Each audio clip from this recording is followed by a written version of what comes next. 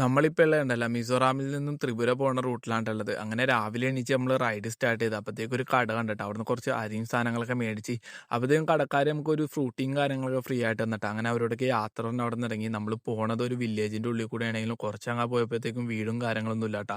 റോഡിന്റെ അവസ്ഥ ആകെ സീനാണ്. പലയിടത്തും ലാൻഡ് സ്ലൈഡ് കാര്യങ്ങളൊക്കെ നടപ്പുണ്ട് കേട്ടാ. അതുപോലെ നല്ല മഴയും കാര്യങ്ങളൊക്കെയാണ് കേട്ടാ. അതുകൊണ്ടാണ് റോഡും കാര്യങ്ങളൊക്കെ ഇങ്ങനെ വന്നത്. പിന്നെ അതുപോലെ തന്നെ റോഡ് പണിയും കാര്യങ്ങളൊക്കെ നടപ്പുണ്ട് കേട്ടോ ഇതിന്റെ ഇടക്ക്. അത് കഴിഞ്ഞൊരു വണ്ടിക്കാർ വന്നിട്ട് നിർത്തിയിട്ട് പറഞ്ഞ് സൈക്കിൾ വണ്ടി കയറ്റിക്കോ, റോഡും കാര്യങ്ങളൊക്കെ ഭയങ്കര മോശമാണ്, നീ ആകെ പെട്ടുപോകുന്നു പറഞ്ഞിട്ട്. അവസാനം നമ്മൾ സൈക്കിൾ വണ്ടി കയറ്റി. അവർ പറഞ്ഞ പോലെ റോഡും കാര്യങ്ങളൊക്കെ ഭയങ്കര സീനാട്ടാ.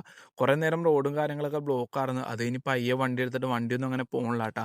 ഒരു കണക്കിന് അവർ വണ്ടിയൊക്കെ എടുത്ത് നമ്മളൊരു സ്ഥലത്ത് കൊണ്ട് ഇറക്കിയിട്ടാ. ശരിക്കും ഞാൻ പറഞ്ഞിട്ടാണ് നിർത്തിയത്, ഇനി റോഡും കാര്യങ്ങളൊക്കെ നല്ലതെന്നാണ് അവർ പറഞ്ഞത്.